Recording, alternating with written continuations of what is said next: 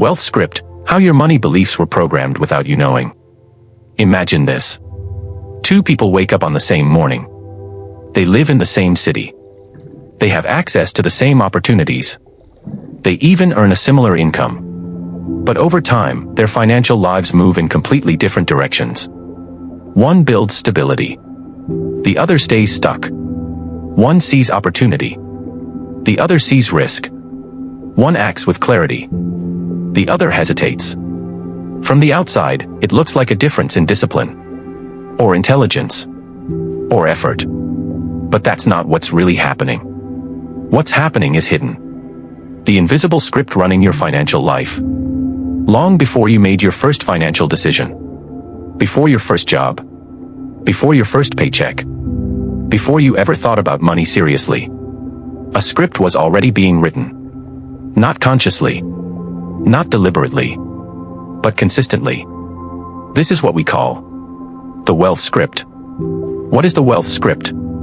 The wealth script is the internal program that controls how you think, feel, and behave around money.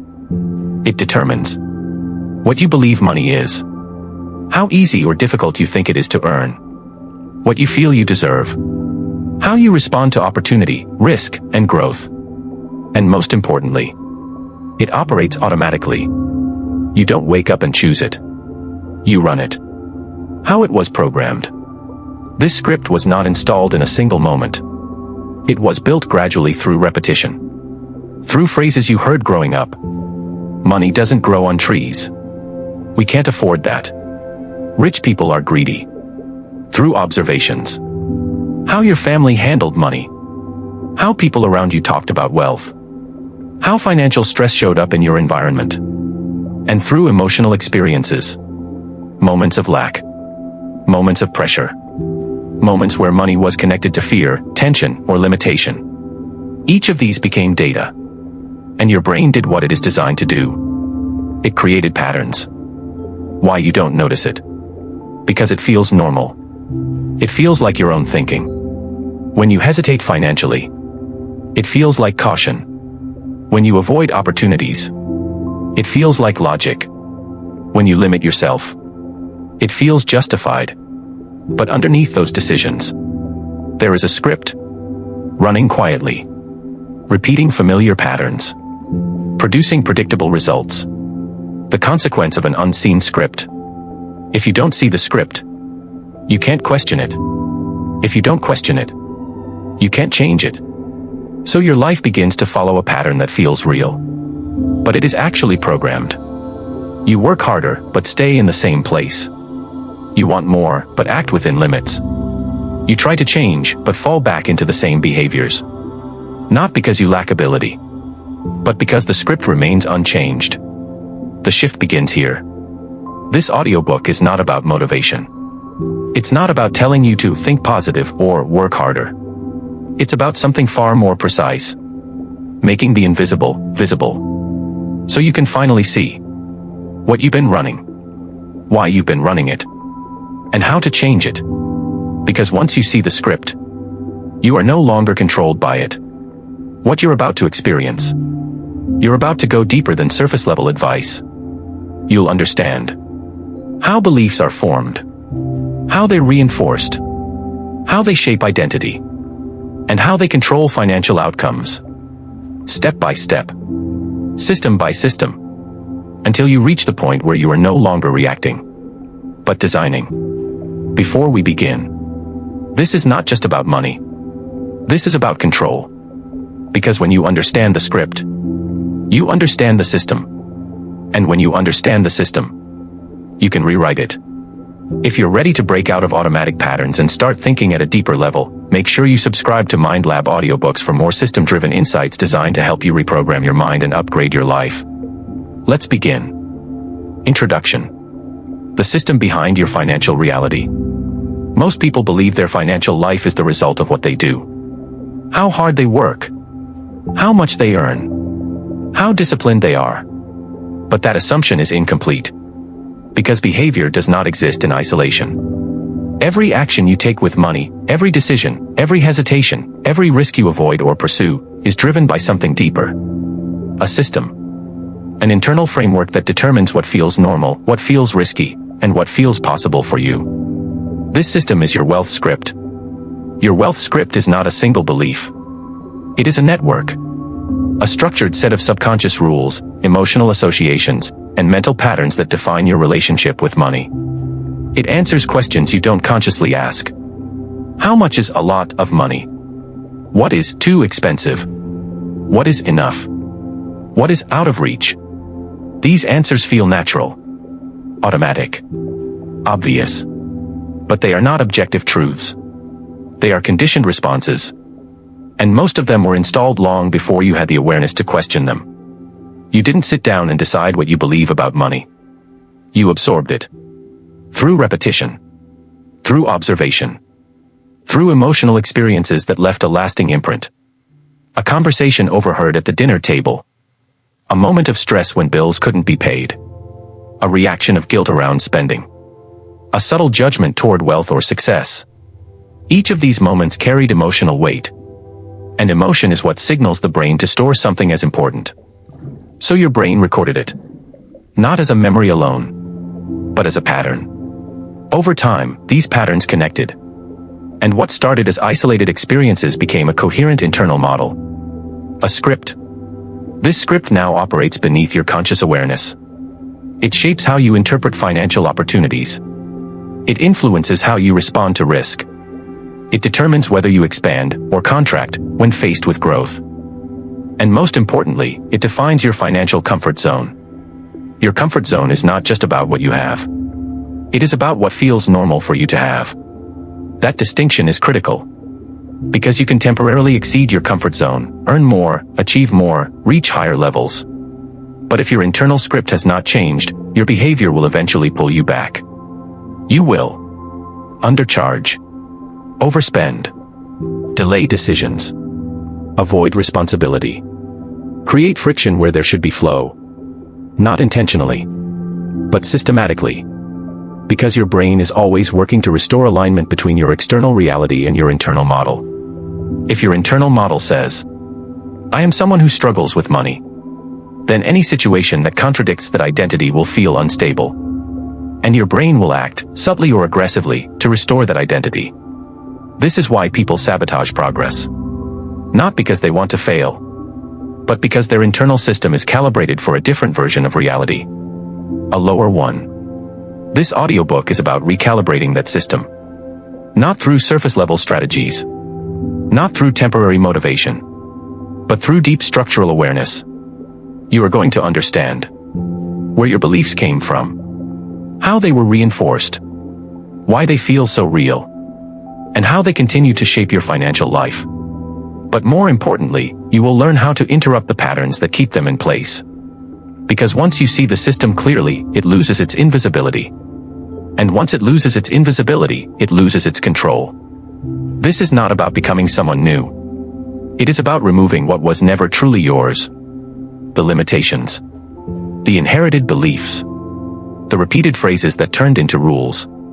And replacing them with a script that is consciously designed. A script aligned with expansion, ownership, and long-term wealth behavior.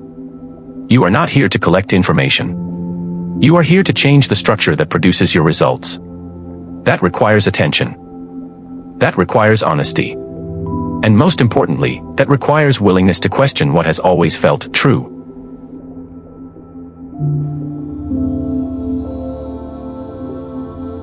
Chapter 1: The Invisible Code. How your financial identity was written before you were aware. Before you ever made a financial decision. Before you earned your first income. Before you understood what money even was. Your financial identity had already begun forming. Not consciously. Not deliberately. But systematically. Because from the earliest stages of your life, your brain was doing exactly what it is designed to do. Observe. Absorb. Encode. A child's brain does not filter reality, it records it. There is no critical analysis. No questioning of accuracy. No evaluation of whether something is useful or limiting. There is only exposure. And whatever you are exposed to repeatedly becomes familiar. Whatever becomes familiar becomes accepted. And whatever is accepted becomes a foundation. This is the origin of your invisible code.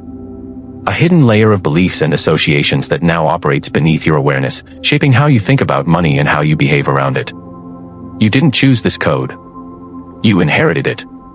The recording phase, how it all began. Imagine a child sitting at a dinner table. A parent opens a bill. Their faces tightens. Their tone shifts. Their bodies become tense. They say, "We can't afford this right now." The child doesn't analyze the numbers. The child doesn't understand the financial context. But the child feels the emotion. And the brain records. Money equals stress. Now imagine this moment repeated, slightly different situations, same emotional pattern. Bills. Expenses. Conversations. Subtle tension. Each repetition strengthens the association. Until it becomes automatic. This is how a belief is formed. Not through a single event, but through repeated emotional exposure. Your brain is not storing facts. It is storing patterns. And the stronger the emotional charge, the faster and deeper the pattern is encoded. From observation to identity. At first, these patterns exist as simple associations. Money equals stress. Spending equals guilt. Wealth equals conflict. But over time, something more complex happens. The brain begins to organize these patterns into a coherent model of reality. And eventually, that model becomes personal. It shifts from, "This is how money works," to, "This is how money works for me." And finally, "This is who I am with money." This is the moment your financial identity is formed. Not as a conscious statement, but as an internal certainty. You don't walk around saying, "I am someone who struggles with money." But your behavior reflects it. You hesitate when opportunity appears. You feel discomfort when prices rise. You avoid financial responsibility. You second-guess decisions involving growth. And because these reactions feel natural, you assume they are part of your personality. But they are not personalities. They are programming. The illusion of normal. One of the most powerful aspects of the invisible code is that it feels normal. You don't question it. Because you've never experienced anything else. If you grew up in scarcity, scarcity feels realistic. If you grew up around financial stress, stress feels expected. If you grew up hearing that wealth is rare or difficult, then ease and abundance feel suspicious. This creates a distorted baseline. A psychological default setting for what life is supposed to look like. And here's the critical issue. Your brain is constantly trying to return you to that default setting. Even when you try to grow beyond it. Even when you consciously want more. If your external reality starts to exceed your internal baseline, tension is created. And your brain interprets the tension as a problem. Not because success is wrong, but because it is unfamiliar. So I began to correct it. Not in obvious ways, but in subtle, consistent behaviors. You delay important actions. You avoid scaling opportunities. You question your own capability. You create unnecessary risks or expenses. All of these behaviors serve one purpose. To bring you back to what feels normal. Back to the script. Why awareness changes everything. At this point, you might be tempted to think, if this is all programmed, then I have no control. But the opposite is true. The moment you become aware of the code, you step outside of it. Because unconscious patterns only control you when they remain unseen. Once you can identify, this reaction is learned. This belief was installed. This pattern is repeating. You create separation. And in that separation, you gain choice. You are no longer reacting automatically. You are observing. And observation is the first stage of transformation. Because you cannot change what you are fused with. But you can change what you can see. The critical shift. Up until now, you may have been evaluating your financial life based on outcomes. How much you earn. How much you save. How much you invest. But those outcomes are effects. Not causes. The cause is your internal code. And if the code remains the same, the outcomes will continue to repeat, no matter how much effort you apply. This is why people can learn strategies, but not apply them. Increase income, but not sustain it. Set goals, but not reach them. Because strategy operates at the conscious level, but behavior is driven at the subconscious level. If the two are misaligned, the subconscious wins. Every time. Chapter 1 Summary. Your financial identity was formed long before you became aware of it. Through repeated emotional exposure in early life, your brain encoded patterns about money that now operate automatically. What feels natural is not necessarily true, it is simply familiar. And this familiarity continues to shape your financial decisions and outcomes. Practical lessons and exercises. 1. Early memory extraction. Take time to recall your earliest experiences involving money. Focus on emotional tone rather than factual detail. Ask yourself, what did money feel like in my environment? 2. Pattern identification. Write down 3 recurring themes you observed growing up. Was money stressful? Limited? Avoided? Controlled? 3. Belief translation. Convert those patterns into belief statements. Money caused tension, I believe money creates problems. 4. Awareness tracking. Over the next 48 hours, observe your financial thoughts in real time. Notice what feels automatic. Do not try to change anything yet, just observe. Now that you understand how the code was formed, we move deeper into where it began. Next chapter, Chapter 2, The First Imprint, Childhood Conditioning and the Birth of Your Money Beliefs.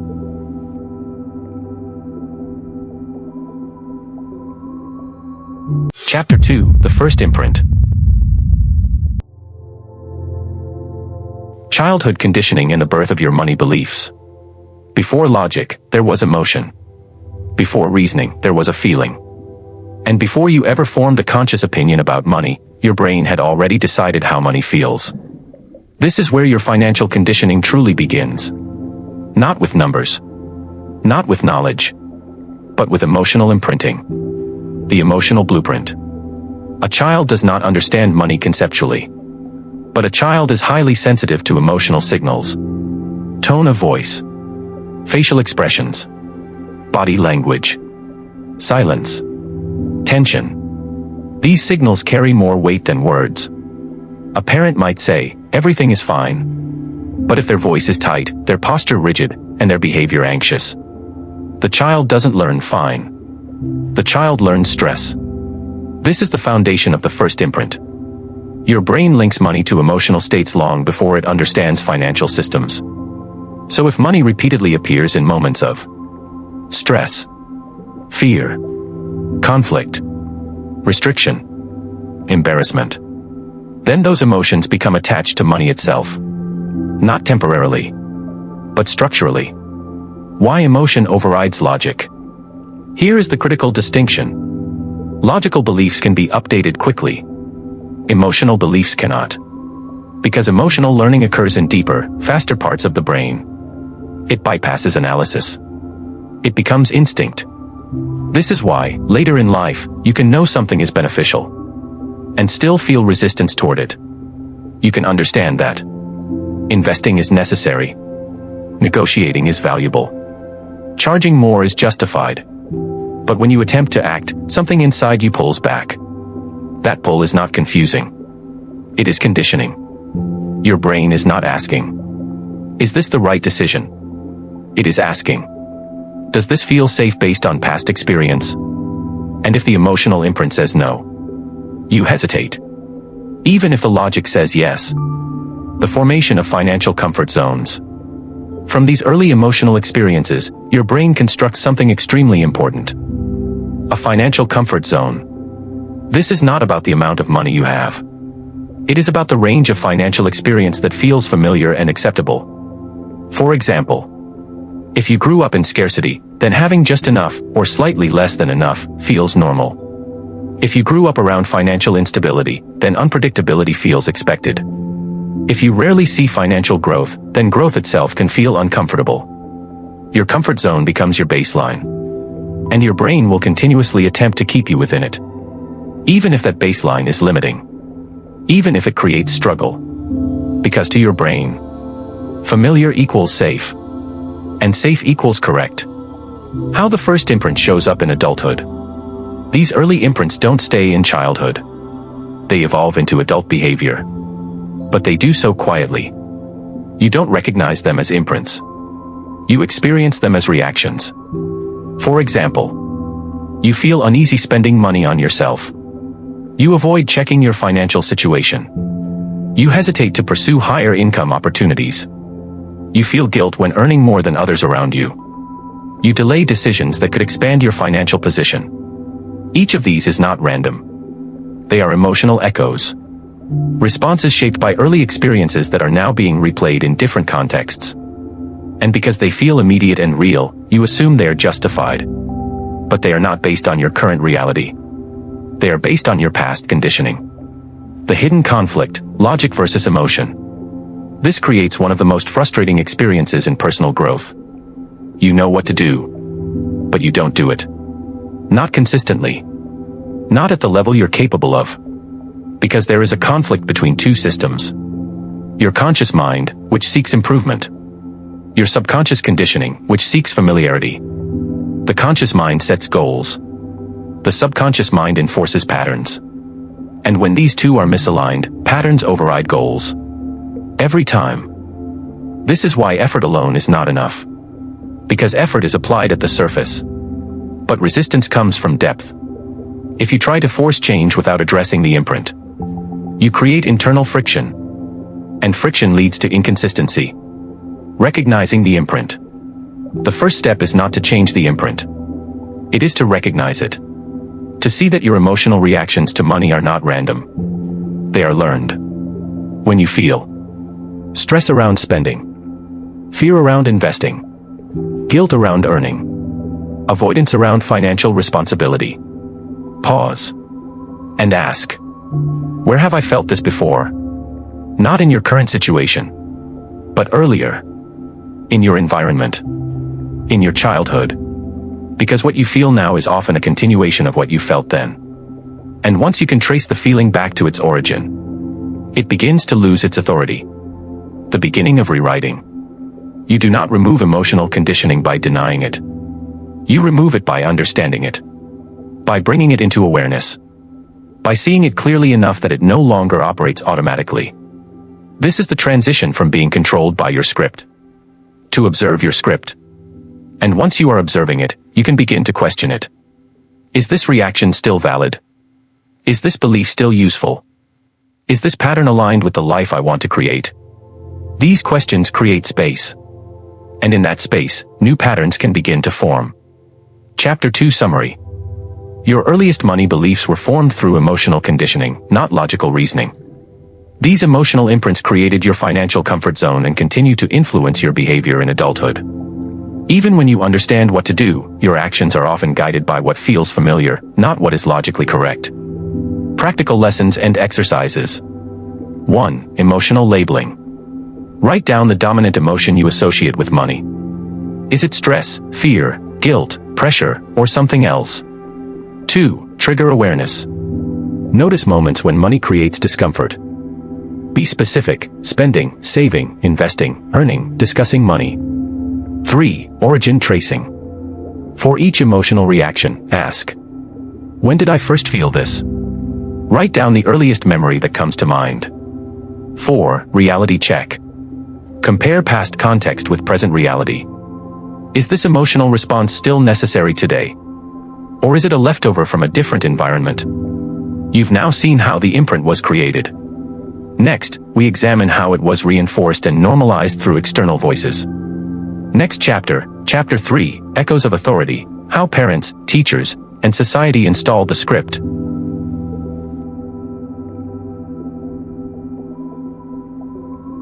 Chapter 3, Echoes of Authority. How parents, teachers, and society installed the script. By the time your first emotional imprint around money was formed, it didn't stay isolated. It was reinforced, strengthened, repeated until it felt like truth. Because your beliefs were not shaped by experience alone. They were shaped by authority. The power of authority on the human mind. The human brain is designed to trust authority, especially early in life. Because authority signals safety, knowledge, and direction. Parents, teachers, caregivers, Cultural figures. When these sources speak, the brain does not question. It absorbs. Not because the information is accurate, but because the source is trusted. This is a survival mechanism. A child who constantly questions authority cannot learn efficiently. So the brain prioritizes acceptance over analysis. And whatever is accepted repeatedly becomes internalized. From external voice to internal dialogue. At first, these messages come from outside. Money doesn't grow on trees. You have to work hard for every cent. People like us don't get rich. Be realistic. Don't aim too high. Over time, something subtle but powerful happens. These external voices become internal ones. You no longer hear your parents, your teachers, or your environment. You hear yourself. Or at least, what feels like yourself. That's the illusion. Because what you believe is your own thinking is often an echo. A repeated pattern that has been rehearsed so many times, it feels original. Repetition creates authority, even without truth. Here is a critical principle. The brain does not determine truth based on accuracy. It determines truth based on repetition. If a statement is repeated often enough, especially by trusted sources, it becomes accepted as reality, even if it is objectively false. For example, money is always hard to earn. Rich people are greedy. There's never enough to go around. These statements may not be universally true, but if they were repeated consistently in your environment, they become personally true. And once something becomes personally true, it shapes behavior. You don't question it. You operate from it. Cultural reinforcement, the larger script. Beyond family and immediate authority, there is a broader layer. Society. Culture reinforces financial beliefs through media narratives, social expectations, peer conversations, educational systems. Consider how often messages like these appear. Success requires sacrifice. Wealth is rare. Financial struggle is normal. Stability is safer than growth. These messages are subtle, but they are constant. And constant exposure creates normalization. What is repeated at scale becomes perceived as reality. So even if you attempt to think differently, you are surrounded by reinforcement of the old script. This creates pressure to conform. Not explicitly, but psychologically. Because humans are wired to align with what feels socially accepted. The authority loop. When authority and repetition combine, they create a closed loop. Authority delivers a message. Repetition reinforces it. The brain accepts it as truth. Behavior aligns with it. Results confirm it. And the belief becomes stronger. This loop is self-sustaining. Because once you begin acting on a belief, your results will often reflect it. And those results appear to validate the original message. For example, if you believe money is hard to earn, you may avoid opportunities that seem too easy or unfamiliar. You work harder, but not smarter. You exhaust yourself, and your results reinforce the belief. See, it is hard. The loop continues. Why breaking authority feels uncomfortable. At some point, you may begin to question these beliefs. But when you do, you encounter resistance. Not just internally, but emotionally. Because challenging a belief often feels like challenging the authority that installed it. And that can create discomfort, guilt, doubt, uncertainty. Even if those authority figures had good intentions. Even if they were doing the best they could with what they knew. The point is not to blame. The point is to recognize. Because you cannot change what you continue to treat as unquestionable truth. Separating inherited beliefs from chosen beliefs. This is where a critical shift occurs. You begin to ask, which of my beliefs about money are truly mine? And which ones were given to me? This question alone creates distance. And that distance allows you to evaluate your beliefs objectively. Not as fixed truths, but as inherited assumptions. Some of them may still be useful. Many of them will not be. Your role is not to reject everything. Your role is to choose deliberately.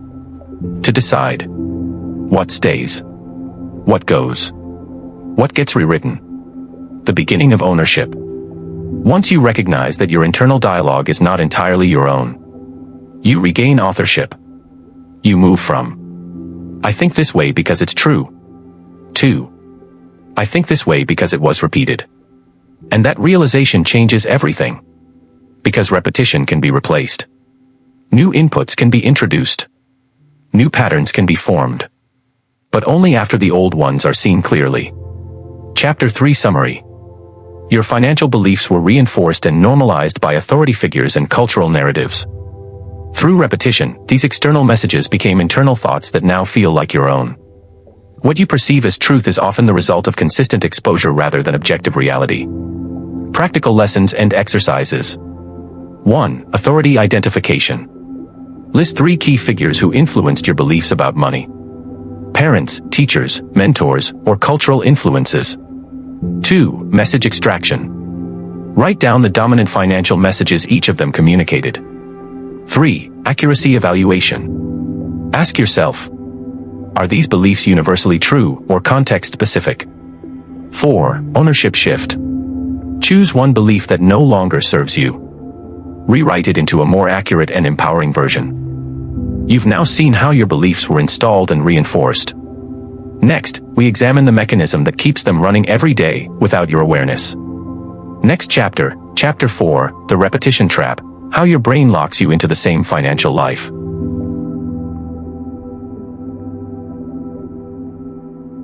Chapter 4, The Repetition Trap. How your brain locks you into the same financial life. By now, you understand something critical. Your financial beliefs were installed early. They were reinforced by authority. They became internalized as truth. But there is one more layer. The mechanism that keeps all of it running. Day after day. Decision after decision. Even when you want to change. This mechanism is the repetition trap. The brain is a prediction system. Your brain is not primarily designed to create a better future. It is designed to predict a familiar one. Every moment, it is scanning. What has happened before? What patterns have I seen? What outcomes are likely? And then it uses that data to guide your behavior. This is called predictive processing. The brain builds a model of reality based on past experience. And then it acts in ways that confirm that model. Not intentionally. Automatically. Repetition overwrites possibility. Here's the critical problem. The brain trusts repetition more than potential. If something has happened repeatedly, the brain assumes it will continue to happen. So it prepares you for it. And in doing so, it often recreates it. For example, if you've consistently earned within a certain range, your brain begins to treat that range as your standard. Not consciously, but internally. So when an opportunity appears that could push you beyond that range, you experience resistance. You hesitate. You overanalyze. You delay action. Not because the opportunity is wrong, but because it does not match your internal prediction. And your brain prefers prediction over uncertainty. The loop of self-confirmation. The repetition trap operates through a simple but powerful loop. You hold a belief. That belief shapes your perception. Your perception influences your behavior. Your behavior produces results. Your results reinforce the belief. And the cycle repeats. For example, belief, I'm not good with money. Perception, you notice mistakes more than successes. Behavior, you avoid financial responsibility. Result, you experience disorganization or loss. Reinforcement, see. I'm not good with money. This loop is not occasional. It is continuous. And because it runs automatically, it feels like reality rather than a system. Why change feels unnatural. When you try to change your financial behavior, you are not just changing actions. You are disrupting a prediction system. And the brain resists disruption. Not because change is bad, but because change is unfamiliar. And unfamiliar means uncertain. This is why even positive changes can feel uncomfortable. Charging more for your work feels risky. Investing feels uncertain. Pursuing larger opportunities feels intimidating. Not because these actions are inherently dangerous, but because they exist outside your repeated experience. So your brain signals discomfort. And that discomfort is often misinterpreted as "This is a bad idea," when in reality, it means, "This is new."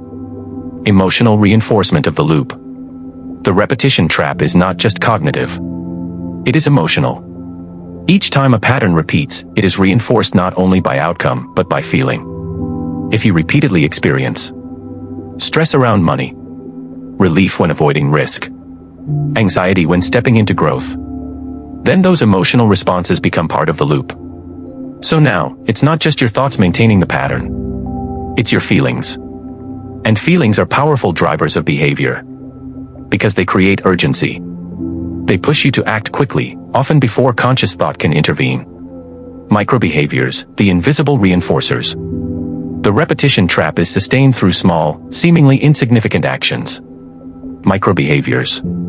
Things like avoiding checking your bank account, delaying a financial decision, undervaluing your work in a conversation, choosing comfort over opportunity. Individually, these actions seem minor. But collectively, they reinforce the same identity. Every small action sends a signal to your brain.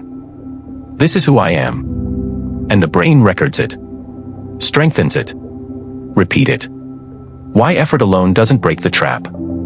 Many people attempt to escape this cycle through effort. They try to work harder. Push more. Force discipline. But effort applied at the behavioral level cannot override a deeply embedded pattern. Because the pattern operates automatically. And automation always wins against willpower over time. You can override it temporarily, but not consistently. To break the repetition trap, you need something more precise. Awareness. Interruption. And replacement. Interrupting the pattern.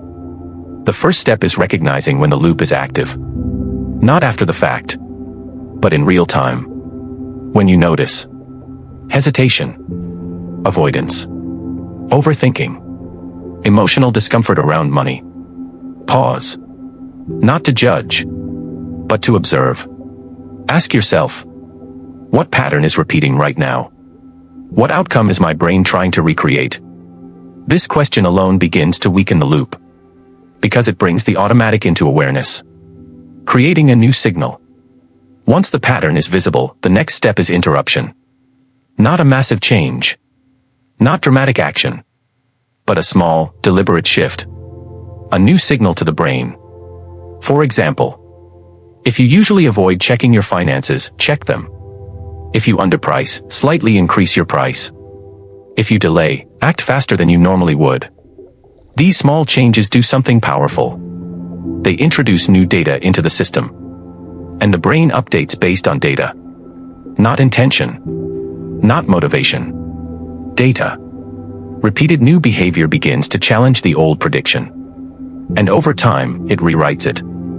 From repetition to redesign. The repetition trap is not something you escape once.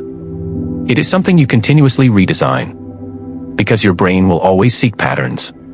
The question is, are those patterns chosen? Or inherited? When you consciously introduce new behaviors, new decisions, and new responses, and repeat them consistently, you begin to build a new loop. A loop aligned with growth instead of limitation. Chapter 4 Summary. The repetition trap is your brain's predictive system that recreates familiar financial patterns. It operates through a self-reinforcing loop of belief, behavior, and result.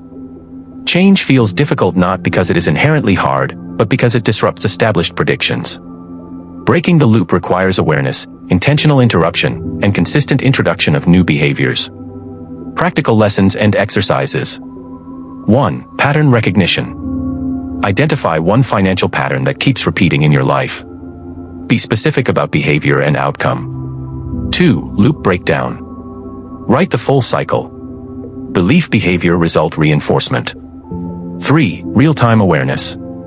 Over the next few days, catch the pattern as it happens. Name it without judgment. 4. Micro-interruption. Choose one small action that disrupts the pattern. Repeat it consistently, even if it feels uncomfortable. You now understand the mechanism that keeps your script running. Next, we go deeper into the emotional drivers behind it. Next chapter, Chapter 5, Emotional Anchors, Why Money is Never Just About Money.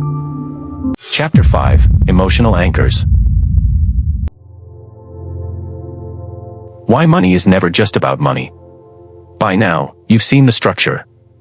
Your beliefs were formed early. They were reinforced by authority. They are maintained through repetition. But beneath all of this, there is a deeper layer. Emotion. Because money, in your life, is not just a resource. It is a trigger. A symbol. An anchor for emotional experiences that were formed long before you understood what money actually represents. What is an emotional anchor? An emotional anchor is a learned connection between a stimulus and a feeling. In this case, money becomes the stimulus. Emotion becomes the response. And once the connection is formed, it activates automatically. You don't decide how to feel about money. You react. That reaction is not random. It is conditioned. If money was repeatedly associated with stress, you feel tension. Scarcity, you feel fear. Conflict, you feel avoidance. Judgment, you feel guilt. These emotional responses become embedded. And over time, they begin to operate instantly. Before logic. Before reasoning. Why money feels personal. Objectively, money is neutral. It is a tool. A medium of exchange. But subjectively, it carries meaning. Because your brain does not relate to money as an abstract concept. It relates to it through experience. And those experiences were emotional. This is why financial decisions rarely feel purely rational. They feel heavy, uncomfortable, exciting, threatening, overwhelming, depending on your conditioning. And because these feelings are strong, they influence your behavior directly. Often without your awareness. The emotional layer of financial behavior.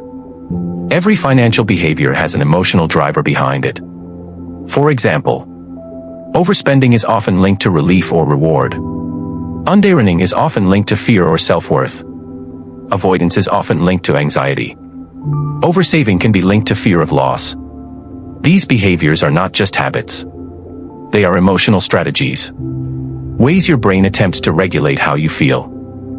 This is critical to understand. You are not just managing money. You are managing emotion. The hidden role of emotional safety. Your brain prioritizes emotional safety over logical optimization. That means it will choose behaviors that reduce discomfort, even if those behaviors limit your growth. For example, you might avoid negotiating your income because it feels uncomfortable. You might delay investing because uncertainty creates anxiety. You might stay in a stable but limiting situation because it feels safe. From a logical perspective, these decisions may not make sense. But from an emotional perspective, they do. Because they reduce immediate discomfort. And the brain is wired to prioritize immediate relief over long-term gain. Emotional memory and financial triggers. Emotional anchors are reinforced through memory. Each time you experience a similar situation, the brain retrieves past emotional responses and applies them to the present. This is why certain financial situations trigger disproportionate reactions. A bill creates more stress than it logically should. A price increase feels threatening. A financial opportunity feels overwhelming. Because your brain is not responding to the present alone. It is responding to accumulated emotional memory. And that memory amplifies your reaction. The cycle of emotional reinforcement. Emotional anchors strengthen over time through repetition. The cycle looks like this. You experience a financial situation. An emotional response is triggered. You act based on that emotion. The outcome reinforces the emotional association. For example, you feel anxious about money. You avoid dealing with it. Your situation remains unclear or worsens. Your anxiety increases. Now the emotional anchor is stronger. And the next time, the response is even faster. Even more automatic. Separating money from meaning. To change your financial behavior, you must begin separating money from the emotional meanings attached to it. This does not mean suppressing emotion. It means identifying it. Seeing clearly that the feeling you experience is not the situation itself. It is a response shaped by past conditioning. For example, instead of, "This investment is risky," you begin to see, "I feel fear because uncertainty was associated with loss in my past." That distinction creates space. and space creates control. Regulating instead of reacting. Once you recognize the emotional anchor, the next step is regulation, not elimination. Because emotions are not the problem. Automatic reactions are. Regulation means feeling the emotion without immediately acting on it. Allowing discomfort without escaping it. Observing the response instead of obeying it. This is where your power begins to increase. Because the moment you stop reacting automatically, you interrupt the pattern. Building new emotional associations. Just as emotional anchors were created through repetition, they can be reshaped through repetition. But now, the process is conscious. You begin to pair money with new emotional experiences. Clarity instead of avoidance. Control instead of fear. Opportunity instead of limitation. This does not happen instantly. It requires consistent exposure. Repeated experiences where money is handled differently. Where new emotional outcomes are created. Over time, the brain updates. And the old associations weaken. From emotional reaction to emotional mastery. At the beginning, money triggers emotion. Later, you begin to notice the emotion. Eventually, you manage the emotion. And over time, you redefine it. This is the progression. Reaction, awareness, regulation, redesign. And once you reach the stage of redesign, money no longer controls your emotional state. You control your response to money. Chapter 5 Summary. Money is not just a financial tool, it is an emotional trigger shaped by past experiences. Emotional anchors link money to feelings such as fear, stress, or guilt, and these feelings drive behavior. To change your financial patterns, you must first recognize and regulate these emotional responses, then intentionally build new associations through repeated experience. Practical lessons and exercises. 1. Emotional identification. Write down the top 3 emotions you feel when dealing with money. Be specific and honest. 2. Trigger mapping. Identify situations that activate these emotions. Spending, saving, earning, investing, discussing money. 3. Pause practice. The next time you feel a strong emotional reaction around money, pause. Name the emotion before taking action. 4. Response redesign. Choose one situation where you usually react emotionally. This time, respond differently, calmly, deliberately, and consciously. You now understand the emotional layer beneath your financial behavior. Next, we examine how fear-based thinking locks these patterns into place. Next chapter, Chapter 6, The Scarcity Loop, How Fear-Based Thinking Keeps You Stuck. Chapter 6, The Scarcity Loop. How fear-based thinking keeps you stuck. By this point, the structure is clear. Your beliefs were formed early. They were reinforced by authority. They are maintained through repetition. They are driven by emotional anchors. Now we arrive at one of the most powerful forces holding the entire system in place. Fear. Not always obvious fear. Not always intense fear. But a subtle, persistent form of fear that shapes how you think about money every single day. This is the scarcity loop. What is the scarcity loop? The scarcity loop is a mental and emotional pattern where your brain constantly anticipates limitation. Not a possibility. Not expansion. Limitation. It operates through a simple internal narrative. There is not enough. There might not be enough. I could lose what I have. And once this narrative is active, it begins to influence everything. How you think. How you decide. How you act. Even when there is no immediate threat.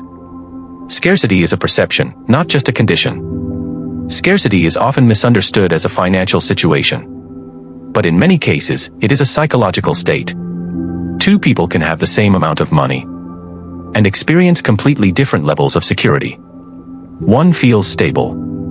The other feels anxious. Why? Because scarcity is not defined only by resources. It is defined by perception. And perception is shaped by conditioning. If your past experiences taught your brain that money disappears quickly, income is uncertain, loss is likely, then your brain will carry that expectation forward, regardless of your current reality. How fear shapes financial behavior. Fear does not always stop you. Sometimes, it controls how you move. It pushes you into patterns that feel protective but are actually limiting. For example, you underprice your work to avoid rejection. You avoid investing to avoid loss. You overwork to avoid instability. You hold onto money tightly, even when strategic use would create growth. Each of these behaviors is driven by the same underlying intention: reduce risk, increase certainty. But here is the problem. Growth requires uncertainty. So the very behaviors designed to protect you also prevent you from expanding. The loop of scarcity thinking. The scarcity loop reinforces itself through repetition. It follows a predictable cycle. You anticipate limitation. You act conservatively or defensively. You miss opportunities or limit outcomes. Your results confirm your expectations. And the belief in scarcity becomes stronger. For example, you believe opportunities are rare. So you hesitate when one appears. You delay action or play it safe. The opportunity passes or underperforms. You conclude, opportunities are rare. The loop closes and repeats. Why the brain defaults to scarcity? Your brain is biased toward threat detection. This is a survival mechanism. It is designed to prioritize potential danger over potential gain. Because from an evolutionary perspective, avoiding loss was more important than acquiring more. That bias still exists today. Even though your environment has changed. So your brain naturally scans for what could go wrong? What might be lost? What is uncertain? And it amplifies those possibilities. Not because they are likely, but because they are possible. Scarcity versus strategic thinking. It's important to distinguish between healthy caution and scarcity thinking. Healthy caution is based on analysis. Scarcity thinking is based on fear. Healthy caution asks, what are the risks and how do I manage them? Scarcity thinking assumes, this will probably go wrong, so I should avoid it. One leads to informed action. The other leads to inaction or limitation. The emotional cost of scarcity. Scarcity does not only affect your financial outcomes. It affects your internal state.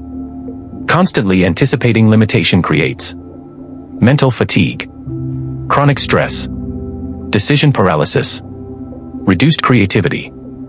Because when your mind is focused on survival, it has less capacity for expansion, less capacity for innovation, less capacity for long-term thinking. You become reactive instead of strategic. Breaking the scarcity loop. The goal is not to eliminate fear. Fear is part of the system. The goal is to change how you interpret and respond to it. The first step is awareness. Recognizing when your thinking is driven by scarcity rather than strategy. Ask yourself, am I evaluating this situation? Or am I reacting to a fear pattern? This question creates separation. Shifting from protection to expansion. Once you identify scarcity thinking, the next step is to shift your orientation. From protection to expansion. This does not mean taking reckless risks. It means allowing for possibility. Instead of asking, what if this goes wrong? You begin to ask, what if this works? What is the potential upside? What is the cost of not acting? This reframing does not remove risk, but it balances perception. And balanced perception leads to better decisions. Introducing controlled exposure. One of the most effective ways to break the scarcity loop is through controlled exposure. Gradually engaging with situations that previously triggered fear. Not all at once, but progressively. For example, if investing feels overwhelming, start small. If pricing higher feels uncomfortable, increase incrementally. If pursuing opportunity feels risky, take calculated steps.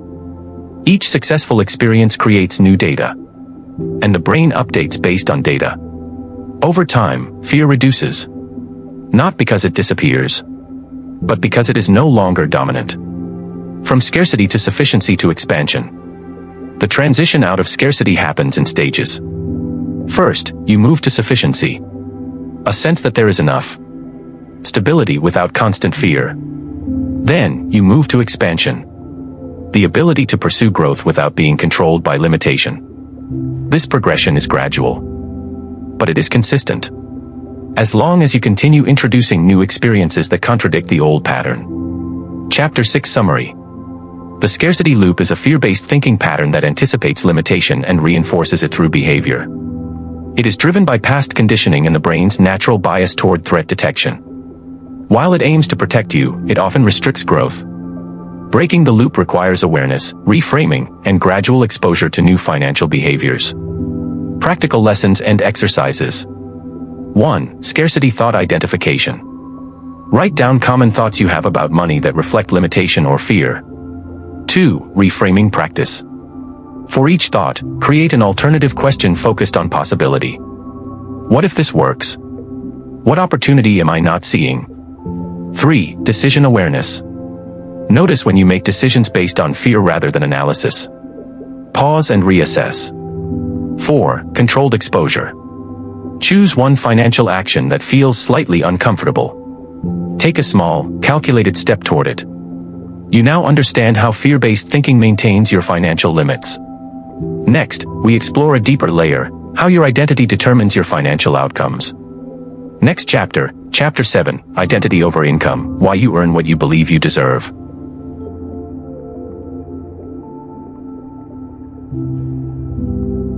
Chapter 7, Identity over Income. Why you earn what you believe you deserve. At this point, you've seen the mechanics. Beliefs were installed early. They were reinforced through repetition. They are driven by emotion. They are protected by fear. But underneath all of it, there is a single organizing force that determines your financial ceiling. Your identity. Not what you want. Not what you plan. But who you believe you are. Because in the long run, your income does not rise to your goals. It stabilizes around your identity. What is financial identity? Your financial identity is your internal definition of what you deserve, what you're capable of, what level of wealth feels normal for you. It is not something you consciously declare. It is something you demonstrate through your behavior. If your identity is, I am someone who struggles financially, then your actions will align with struggle. If your identity is, I am someone who creates value and earns accordingly, then your actions will align with expansion. This is not motivational language. It is behavioral alignment. Your brain constantly seeks consistency between identity and action. The identity-behavior feedback loop. Identity is not static. It is reinforced through repetition. The loop works like this. You hold an identity. You behave in ways that confirm it. Your results reflect those behaviors. Your identity becomes stronger. For example, identity, I'm not good with money. Behavior, you avoid financial planning. Result, disorganization or missed opportunities. Reinforcement, I'm not good with money. The loop closes and repeats. This is why change is difficult. Because you are not just trying to change behavior. You are trying to act outside of your current identity. The upper limit problem. Even when you break through temporarily, earn more, achieve more, grow faster, your identity still acts as a regulator. If your results exceed what your identity considers normal, you experience discomfort. Not excitement. Discomfort. And your brain interprets that discomfort as instability. So it acts to correct it. You may lower your standards, create unnecessary expenses, delay important decisions, reduce effort or consistency. Not consciously, but systematically. This is called the upper limit problem. You don't fall back because you can't sustain success. You fall back because success exceeds your identity. Deservingness, the hidden constraint. At the core of financial identity is a powerful belief. Deservingness. What you believe you are allowed to have. This belief is rarely explicit, but it shows up in subtle ways. Feeling guilty when earning more than others. Undercharging for your work. Avoiding visibility or recognition. Downplaying your achievements. These behaviors are not about skill. They are about internal permission. If part of you believes, I shouldn't have more, I don't deserve this level. Then you will unconsciously limit yourself. To stay aligned with that belief. Why skills alone don't scale income. Many people focus on improving their skills. And while skills are important, they are not sufficient. Because skills operate at the level of capability. Identity operates at the level of permission. You can have the ability to earn more. But if your identity does not support it, you will not consistently act on that ability. Or you will sabotage the results once they appear. This is why two people with similar skills can produce vastly different outcomes. Their identities are different. Identity is built through evidence. Your brain does not adopt a new identity based on affirmation alone. It requires evidence. Repeated, observable proof. Small actions that signal, this is who I am now. For example, handling money with consistency. Making decisions without avoidance. Setting and maintaining boundaries. Taking responsibility for financial outcomes. Each of these actions provides data. And the brain updates identity based on data, not intention. Shifting identity through behavior. To change your financial identity, you must act differently before you fully believe differently. This feels counterintuitive. Because most people wait to feel confident before they act. But confidence is a result, not a prerequisite. So the process looks like this. Act slightly above your current identity. Experience the result. Allow the brain to register new evidence. Repeat. Over time, the identity shifts. Not through force, but through accumulation. The role of consistency. One action does not change identity. Consistency does. Because identity is built on patterns. The more consistently you act in alignment with a new standard, the more natural it becomes. And what becomes natural becomes your new baseline. This is how your financial ceiling moves. Not through a single breakthrough, but through repeated alignment. From fixed identity to designed identity. Most people operate with an inherited identity. One they never consciously chose. But once you understand this system, you can begin to design it. You can define who you are with money, how you make decisions, what standards you operate by, and then begin acting accordingly. Not perfectly, but consistently. Chapter 7 Summary. Your income is regulated by your identity, not just your effort or skill. Financial identity determines what feels normal and what you believe you deserve. When your results exceed your identity, you experience discomfort and often self-correct back to familiar levels. Lasting change requires shifting identity through consistent, aligned behavior. Practical lessons and exercises. 1. Identity audit. Write down how you currently define yourself with money. I am someone who. Be honest and specific. 2. Deservingness check. Identify any beliefs that limit what you feel you deserve financially. 3. Behavior alignment. Choose one behavior that aligns with a higher financial identity. Implement it consistently this week. 4. Evidence tracking. At the end of each day, record actions that support your new identity. Focus on small, repeatable behaviors. You now understand how identity sets your financial limits. Next, we examine how your mind actively protects this identity, often without your awareness. Next chapter, Chapter 8, The Confirmation Bias Machine, How Your Mind Protects the Script at All Costs. Chapter 8, The Confirmation Bias Machine. How your mind protects the script at all costs. At this stage, the system becomes even more precise. You now understand that your beliefs were installed. They were repeated. They became emotional. They formed your identity. But there is one final layer that keeps all of this intact. A filtering mechanism. A mental system that decides what you notice, what you ignore, and how you interpret reality. This system is confirmation bias. And it is one of the most powerful forces maintaining your financial script. What is confirmation bias? Confirmation bias is the brain's tendency to seek information that supports existing beliefs. Ignore or dismiss information that contradicts them. It is not a conscious process. It happens automatically. Your brain is constantly scanning the environment, but it cannot process everything. So it filters. And the primary filter is this. Does this match what I already believe? If yes, it is accepted and reinforced. If not, it is minimized, questioned, or ignored. Why the brain protects existing beliefs? The brain values consistency. Because consistency creates predictability. And predictability feels safe. So once a belief is established, the brain begins to defend it. Not because it is true, but because it is known. This is critical. Your brain is not designed to prove you right. It is designed to keep your internal world stable, even if that stability limits you. How confirmation bias shapes your financial reality. Let's break this down in practical terms. If you hold the belief, money is hard to earn, your brain will notice examples of struggle. Focus on stories of difficulty. Remember past challenges more vividly. At the same time, it will ignore examples of ease. Dismiss opportunities that seem too simple. Downplay success stories.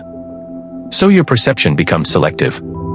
And that selective perception feels like reality. You conclude. See, it really is hard. But what you're seeing is not the full picture. It is a filtered version of reality that confirms your belief. The invisible editing process. Confirmation bias operates like an internal editor. Every experience passes through it. And it adjusts the meaning of that experience to fit your script. For example, if you succeed, your brain might say, that was luck. If you fail, your brain might say, that's who you are. Same person. Different interpretations. Both reinforcing the same identity. This is how the script remains stable, even when reality presents contradictions. Opportunity blindness. One of the most damaging effects of confirmation bias is what we can call opportunity blindness. When your beliefs filter out possibilities that don't match your expectations. If you believe, I don't have access to better opportunities, then even when opportunities appear, you may not recognize them, underestimate them, dismiss them too quickly. Not because they aren't real, but because they don't align with your internal model. So they are filtered out before they can be fully evaluated. Self-reinforcing evidence loops. Confirmation bias strengthens itself over time. Because it creates a loop. You believe something. You notice evidence that supports it. You ignore evidence that contradicts it. Your belief becomes stronger. This loop becomes increasingly rigid. And eventually, your belief feels unquestionable. Not because it has been objectively tested, but because it has been selectively reinforced. Why contradicting beliefs feels uncomfortable? When you encounter information that challenges your belief, you experience discomfort. Not because the information is wrong, but because it disrupts internal consistency. This discomfort can appear as skepticism, dismissal, rationalization. For example, when you see someone succeed financially in a way that contradicts your beliefs, you might think, they got lucky. That won't work for me. That's an exception. These responses protect your existing script. They prevent the need to update it, breaking the confirmation bias pattern. To change your financial reality, you must change what your brain allows you to see. This begins with intentional awareness. Start by asking, what am I consistently proving to myself? What belief is my mind trying to confirm? This question exposes the pattern. Actively seeking disconfirming evidence. The next step is deliberate. Look for evidence that contradicts your current beliefs. Not passively. Actively. If you believe money is hard to earn, search for examples where money is earned efficiently. If you believe I'm not capable of earning more, look for evidence of your own past successes, even small ones. This process feels unnatural at first, because it goes against your brain's default filter. But it is necessary, because new beliefs require new evidence. Reinterpreting your experiences. Another powerful step is reframing how you interpret events. Instead of allowing your brain to default to old conclusions, you consciously assign new meaning. For example, instead of, this didn't work, so I failed, You shift to, this is feedback I can use to improve, instead of, this is too risky. You ask, what would make this a calculated decision? This does not ignore reality. It expands it. Training a new filter. Over time, as you consistently notice different evidence, ask different questions, interpret events differently, your brain begins to update its filter. It starts allowing in new patterns, new possibilities, new interpretations. And once the filter changes, your perception changes. And once perception changes, behavior follows. From protection to expansion. Originally, confirmation bias was protecting your existing identity. But now, it can be redirected. Instead of asking, how is this belief true? You begin asking, how is growth possible here? You train your mind to confirm expansion instead of limitation. And that shift transforms the entire system.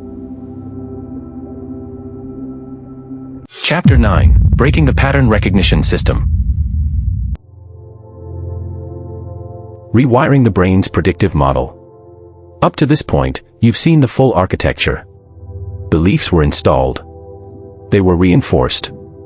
They became emotional. They shaped identity. They were protected by bias. Now we reach the core system underneath all of it. Your brain's pattern recognition engine. This is the mechanism that predicts your future based on your past. And unless it is updated, it will continue to recreate the same financial life. With precision. The brain is a pattern matching machine. Your brain is constantly asking one question. What pattern does this match? Every situation you encounter is compared against stored experiences. Not in detail, but in structure. If something resembles a past experience, even slightly, your brain assumes the outcome will be similar. And it prepares you accordingly. This is efficient. It allows you to make fast decisions. But it comes with a cost. It limits your ability to see new possibilities. Prediction before perception. Here is the key insight. You do not experience reality first and then interpret it. You predict reality first and then perceive it. Your brain generates an expectation. And then it filters incoming information to match that expectation. So if your internal model predicts, this will be difficult, this will not work, this is risky, your perception will align with those predictions. Even if the situation contains opportunity. Why old patterns keep repeating? Your brain updates its models based on consistency. If the same type of experience occurs repeatedly, it becomes a stable pattern. And once stable, it becomes your default prediction. This is why your financial life can feel repetitive. Not because your circumstances never change, but because your interpretation of those circumstances remains consistent. Different opportunities. Same response. Different situations. Same outcome. Because the pattern recognition system is unchanged. The cost of automatic pattern matching. Automatic pattern matching is fast. But it is not always accurate. Especially when the original pattern was formed under different conditions. For example, if you learned early that money is scarce, your brain will continue to match new financial situations to scarcity, even when your current reality has changed. So instead of evaluating each situation objectively, you respond based on an outdated template. And that template continues to produce outdated results, interrupting the prediction cycle. To rewire your predictive model, you must interrupt the automatic matching process. This begins with a simple but powerful shift. Slowing down your response. When you encounter a financial decision, instead of reacting immediately, pause and ask, am I responding to this situation? Or to a pattern from my past? This question creates a break in the system. It stops automatic prediction and opens space for conscious evaluation, introducing novelty into the system. Your brain updates patterns through exposure to new data. But the data must be consistent, relevant, repeated. One new experience is not enough, because the brain treats it as an exception. To rewrite a pattern, you need multiple experiences that contradict the old one. This is where intentional action becomes critical. You begin to make different decisions. Engage with new opportunities. Respond differently to familiar triggers. Each of these actions introduces novelty, and novelty forces the brain to reconsider its predictions. From automatic reaction to deliberate response. At first, this process feels slow, even uncomfortable, because you are overriding an automated system. But with repetition, something shifts. You begin to recognize patterns faster, pause more naturally, choose responses more deliberately, and eventually, what was once effortful becomes automatic. But now, it's a new automatic, one aligned with growth. Rewriting the predictive model.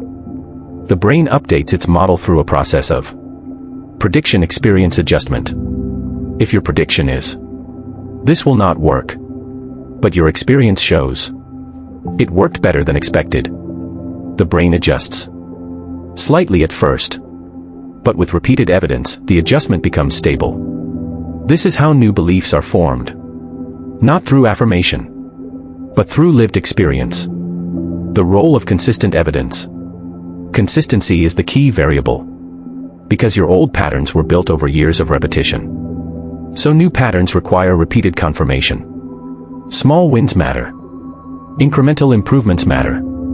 Each one provides evidence, and evidence accumulates. Over time, the brain begins to predict differently. And once predictions change, behavior changes. And once behavior changes, results follow. Expanding your range of possibility. As your predictive model updates, something important happens. Your perception of what is possible expands. You begin to see opportunities you previously ignored. You evaluate situations more objectively. You respond with less fear and more clarity. This is not because the external world has changed. It is because your internal filter has. From pattern recognition to pattern creation. Originally, your brain was recognizing patterns. Now, you begin creating them. Instead of reacting to inherited templates, you design new ones. Patterns based on deliberate action, conscious decision-making, aligned behavior. And once these new patterns are repeated, they become your new default. Chapter 9 Summary. Your brain operates as a pattern recognition system that predicts outcomes based on past experiences. This system can limit growth by applying outdated patterns to new situations. Rewiring it requires interrupting automatic responses, introducing consistent new behaviors, and allowing the brain to update its predictions through repeated evidence. Practical lessons and exercises. 1. Pattern awareness.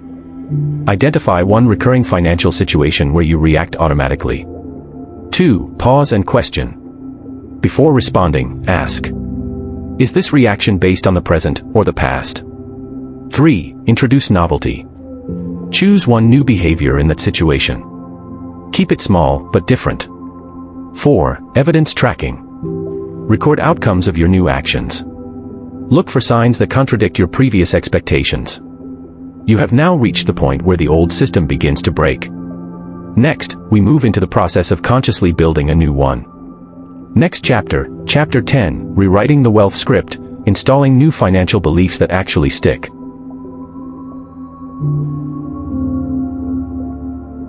Chapter 10, Rewriting the Wealth Script. Installing new financial beliefs that actually stick. Up to now, your role has been awareness. You've identified the code. You've seen the patterns. You've understood the emotional drivers. You've disrupted the repetition. Now, the process shifts. From deconstruction to construction. Because removing an old script is not enough. If you do not deliberately install a new one, your brain will default back to the old patterns. This chapter is about building a new financial operating system. One that is not inherited, but designed. Why old beliefs don't simply disappear. A critical mistake people make is assuming that awareness alone creates change. It doesn't. Awareness creates separation. But replacement creates transformation. Your brain does not function well with empty space. If an old belief is removed, the system seeks stability. And if no new belief is installed, it returns to what is familiar. So the goal is not to eliminate beliefs. It is to upgrade them. What makes a belief stick? Not all beliefs are equal. Some remain intellectual. Others become operational. A belief only becomes real when it meets 3 conditions. It is repeated. It is emotionally reinforced. It is supported by evidence. Without these elements, a belief remains temporary, motivational, unstable. To create lasting change, you must engage all 3. Step 1. Define the new script clearly. You cannot install a new belief if it is vague. Clarity is required. Instead of general ideas like, I want more money, you define specific internal standards. I create value and charge accordingly. I make financial decisions with clarity, not avoidance. I handle money with consistency and control. These are not affirmations. They are operational statements. They define behavior. Step 2. Align behavior before emotion. Most people wait to feel confident before acting. But confidence follows action, not the other way around. So the sequence must be reversed. Act, experience, feel, believe. You begin behaving in alignment with the new script, even if it feels unfamiliar. For example, you track your finances consistently. You make decisions without delay. You set clearer financial boundaries. You engage with opportunities instead of avoiding them. Each action sends a signal. This is who I am now. And the brain records it. Step 3. Create emotional reinforcement. Beliefs strengthen when they are linked to emotion. So you must consciously create positive emotional associations with new behaviors. When you take control of your finances, make a confident decision, handle a situation differently, pause and acknowledge it, not casually, deliberately. This creates a new emotional imprint. Money control, money clarity, money capability. Over time, these new associations begin replacing the old ones. Step 4. Build evidence through repetition. One action is not enough. Consistency is the mechanism of installation. Your brain updates beliefs through repeated evidence. So you must create small, repeatable actions, consistent behavioral patterns, frequent exposure to new outcomes. This builds a body of proof. And once enough proof accumulates, the belief stabilizes.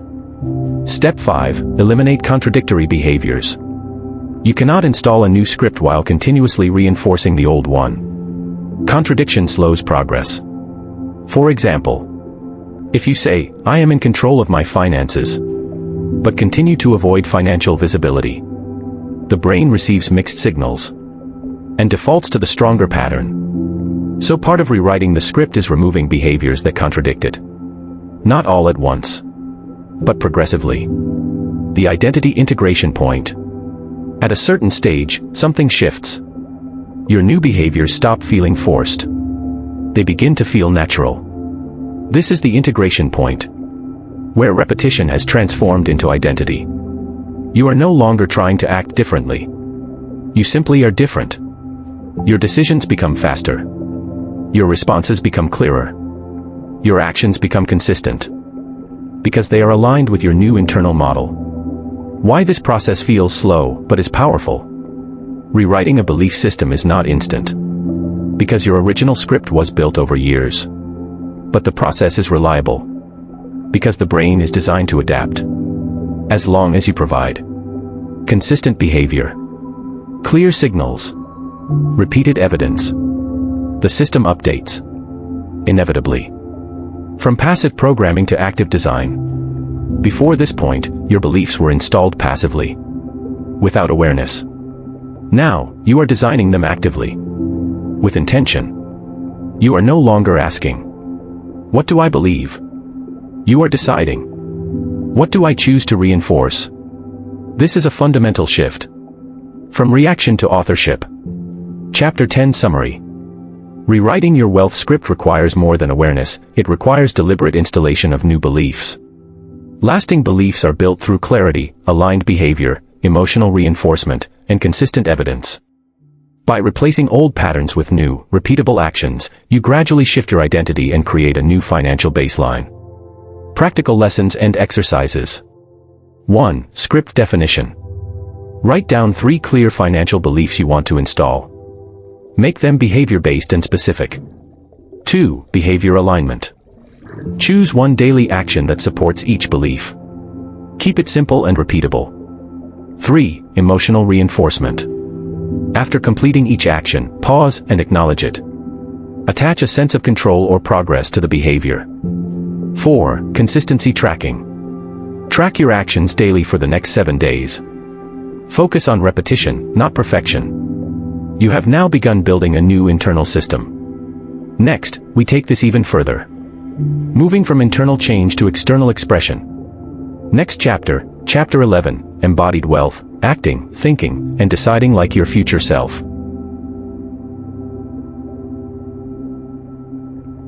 Chapter 11, Embodied Wealth. Acting, thinking, and deciding like your future self. Up to this point, you've done something most people never do. You've examined the system. You've interrupted the patterns. You've begun rewriting the script. Now, the focus shifts again. From building beliefs to embody them. Because there is a difference between understanding a new identity and living as that identity. Embodied wealth is the stage where your internal changes begin to express themselves consistently in your external behavior. Not occasionally. Not when you feel motivated. But as a default way of operating. What does embodied mean? To embody something means it is no longer theoretical. It is integrated. It shows up in how you think, how you decide, how you respond, how you act, especially under pressure. You are not trying to remember what to do. You naturally do it. Because it aligns with who you are. The gap between knowing and being. Most people stop at knowledge. They understand what they should do. Be disciplined. Make better financial decisions. Pursue opportunities. Think long-term. But understanding does not guarantee execution. Because execution depends on identity integration. Until your behavior becomes automatic. There is still a gap. And that gap is where inconsistency lives. The future self framework. To close this gap, you need a reference point. A clear model of who you are becoming. This is your future self. Not as a vague idea, but as a defined standard. Ask yourself, what does this version of me think about money? How do they respond to challenges? How do they make decisions? What do they tolerate, and what do they not tolerate? This is not imagination for motivation. It is strategic modeling. You are defining the operating system you want to run. Decision-making is identity expression. Your identity is revealed most clearly in decisions. Especially under uncertainty. Every financial decision is an opportunity to reinforce either your old script or your new one. For example, when faced with an opportunity, old identity hesitates. New identity evaluates and decides. When faced with discomfort, old identity avoids. New identity engages. When faced with growth, old identity questions worthiness. New identity acts with ownership. Each decision is a vote. And the more consistently you vote for your future identity, the faster it becomes your present identity. Behavior under pressure. Embodiment is tested under pressure. When things are easy, change is simple. But when uncertainty, stress, or risk appear, your default patterns attempt to return. This is where most people revert. But this is also where the strongest transformation happens. Because when you maintain aligned behavior under pressure, you send a powerful signal to your brain. This is stable. This is real. And the identity strengthens. Standards versus goals. At this stage, goals become less important than standards. Goals are outcomes. Standards are behaviors. For example, a goal might be earn more money. A standard is I make decisions without avoidance. I handle money with consistency. I act on opportunities with clarity. Goals fluctuate. Standards stabilize. And identity is built on what is stable. The discipline of alignment.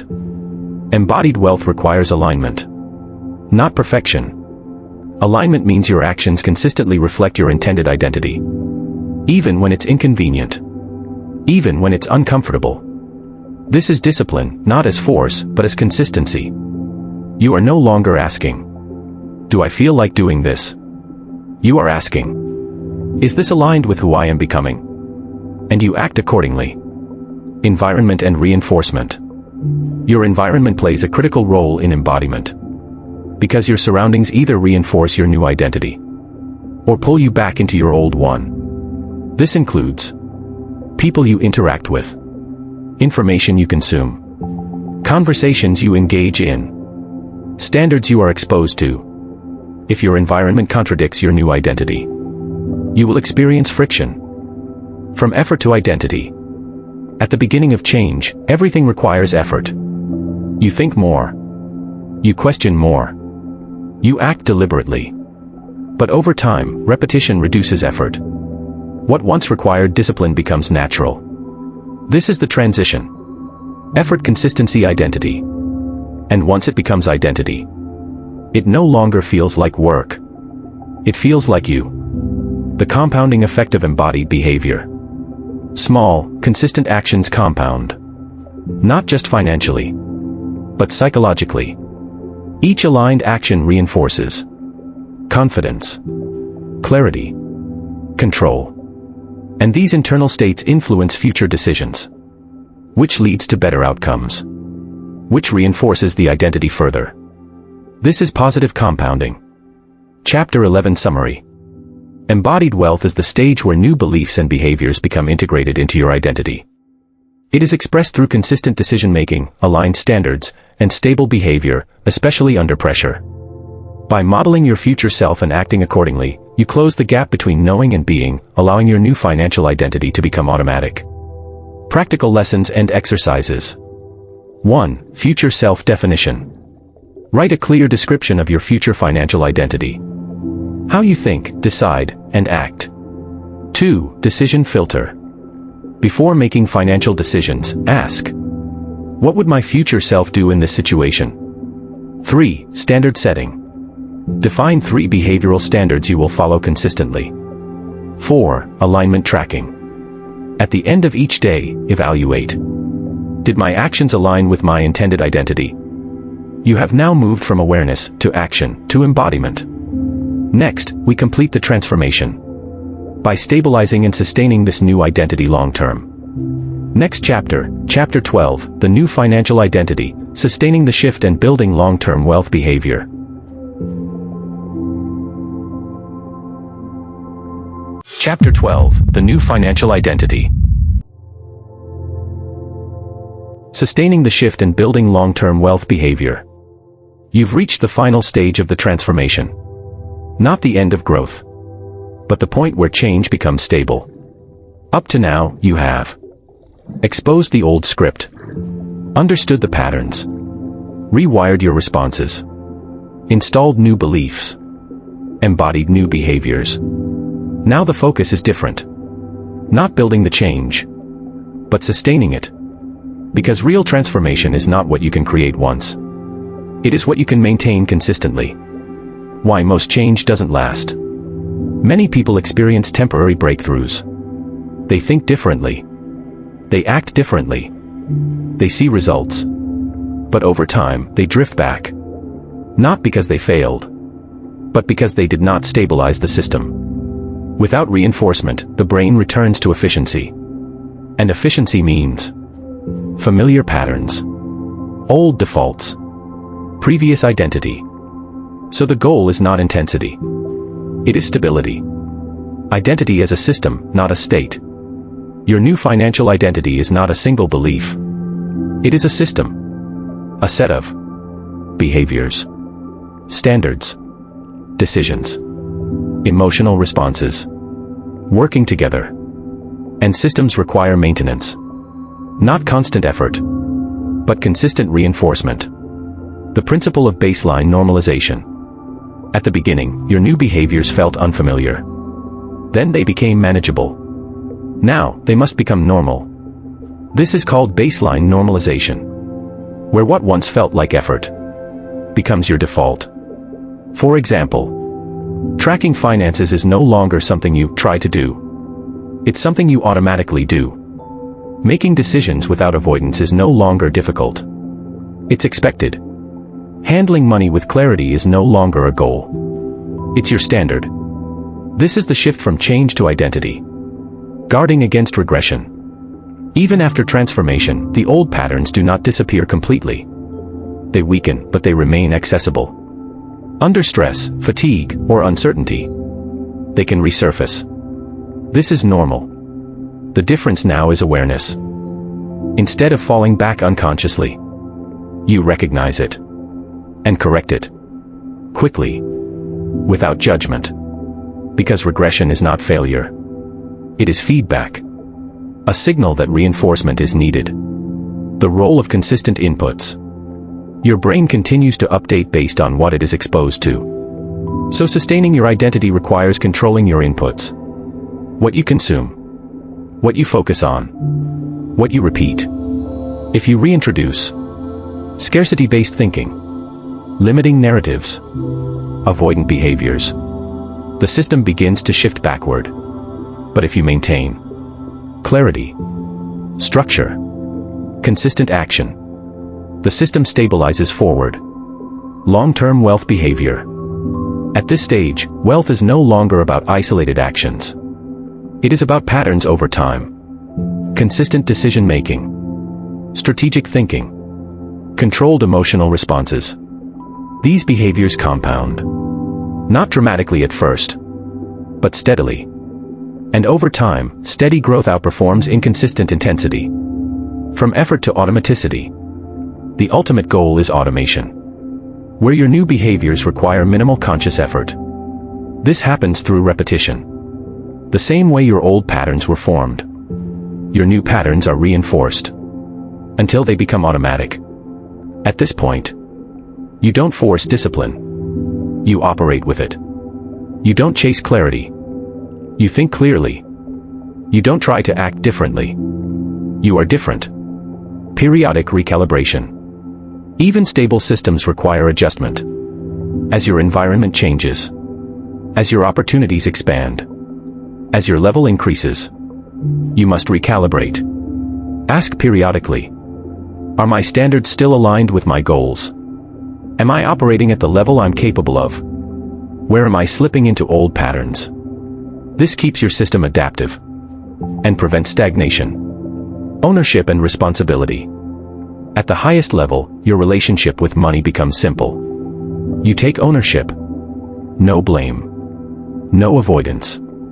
No externalization. Your outcomes are the result of your system. And your system is something you can adjust. This creates clarity. And clarity creates control. The compounding identity effect. When your identity stabilizes, everything compounds. Your decisions improve. Your consistency increases. Your opportunities expand. Your results grow. Not through force, but through alignment. And alignment sustains itself. Chapter 12 Summary. Sustaining financial transformation requires stabilizing your new identity through consistent behavior and reinforcement. Your financial identity operates as a system that must be maintained over time. By normalizing new patterns, managing inputs, and recalibrating when necessary, you create long-term wealth behavior that compounds steadily. Practical lessons and exercises. 1. Baseline check.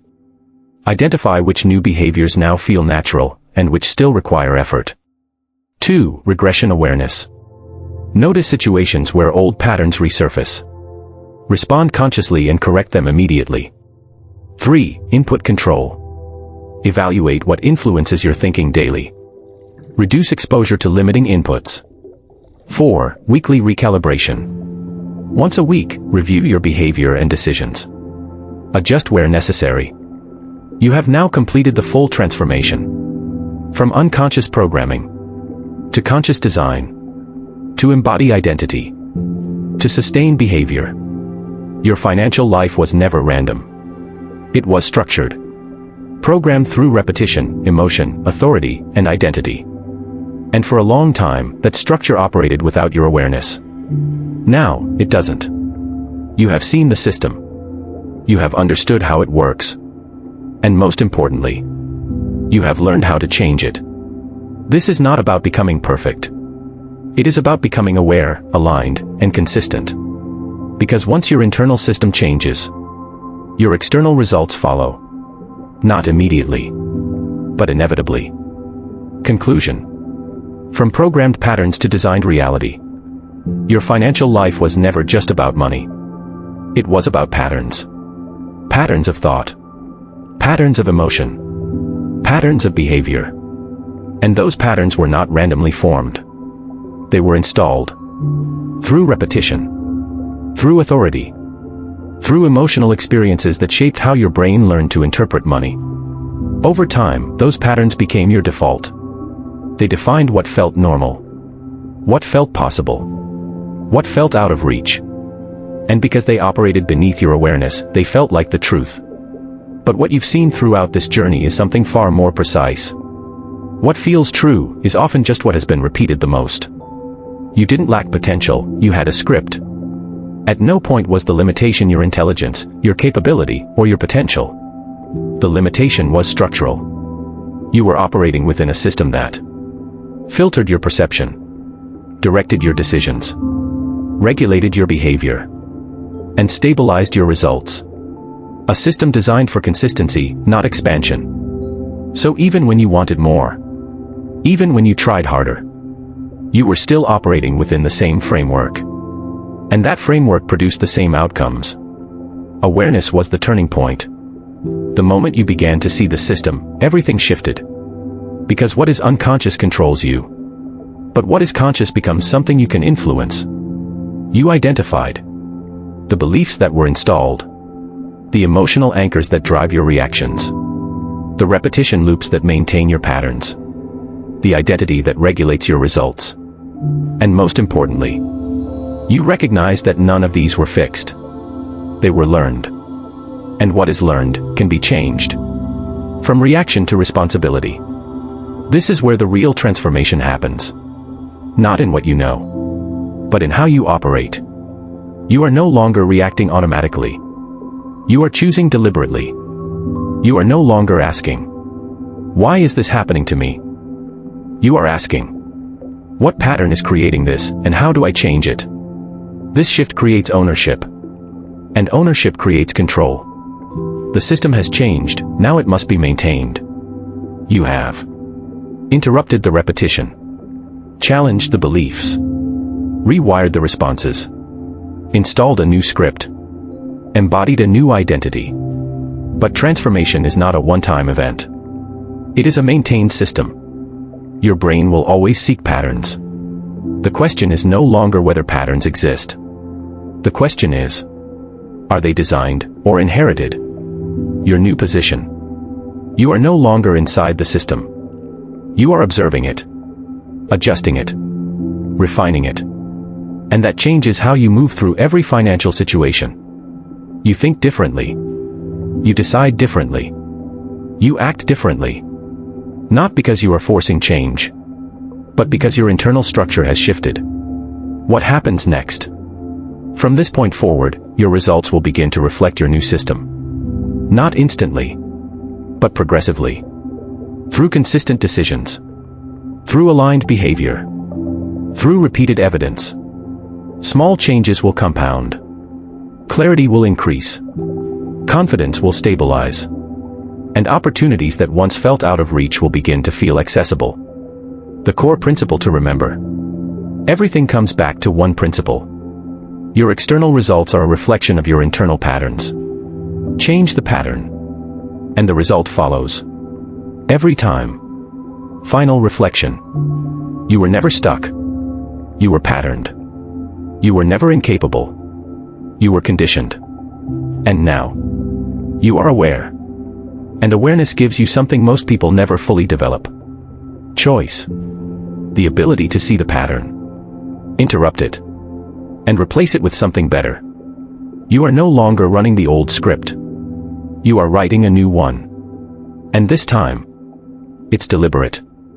Final words. Where this ends, and where you continue. You've just completed more than an audiobook. You've gone through a full system breakdown. You've seen how your financial life was shaped. Not by chance, not by luck, and not by lack of effort, but by patterns. Invisible patterns that dictated your thinking, your decisions, and your results. And now, those patterns are no longer invisible. That changes your position completely. Because once you see the system, you are no longer controlled by it. This is not the end, it's the integration point. What you do next matters more than what you just learned. Because knowledge alone does not transform anything. Application does. Consistency does. Repetition, this time, conscious repetition, does. From this point forward, your responsibility is simple. Observe your patterns. Interrupt what no longer serves you. Reinforce what aligns with your new identity. Again and again. Until it becomes automatic. Continue the system upgrade. If this audiobook resonated with you, then this is only one part of a much larger framework. To deepen your understanding and continue rewiring your internal system, go back and listen to the full Mind Lab audiobook series. The Comfort Zone Trap. Why safety is slowly destroying your potential. The Awakening Mind. Why most people are living on autopilot and don't know it. The Fear Barrier. Why you're stuck and how fear is controlling your life. The life you're not living. What happens when you never take the risk? Reprogram your limits. Break free from the invisible rules holding you back. The Habit Code. How your daily actions are quietly controlling your entire life. The Identity Loop. Why you can't change your habits even when you try. The Repetition Trap. How your brain locks you into the same life every day. The Automatic Life. How habits turn you into someone you never chose to be. Each of these is not a standalone idea. They are interconnected systems. And the more you understand how they work together, the more control you gain over your behavior, your thinking, and your results. What's coming next? Your next step is already waiting. The next audiobook in this series. The Scarcity Loop. Why thinking small keeps you poor, even if you work hard. This will take everything you've learned here and go even deeper into how limitation is maintained at the psychological level. Make sure you don't miss it. Do this for me. If this changes how you see your life, don't keep it to yourself. Like this audiobook. Leave a comment with the one insight that hit you the hardest. Share this with at least 7 people who need to see what's really controlling their life. And most importantly, subscribe to Mind Lab audiobooks. Because this is not surface-level content. This is system-level transformation. You are no longer running on an inherited script. You are designing your own. And from this point forward, every pattern you repeat is a pattern you choose.